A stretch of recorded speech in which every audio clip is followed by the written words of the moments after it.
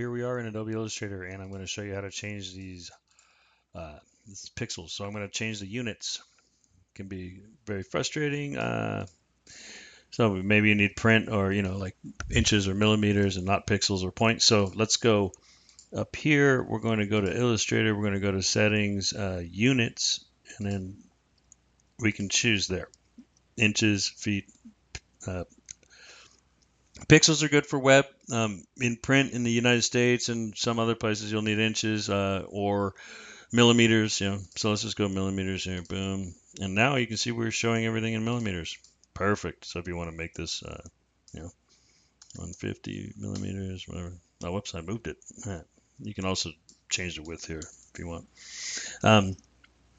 So the other way to do it, you can go, if your rulers are out, this is even quicker. If you have your rulers out, show rulers here, right? You can just do that by Command R as well.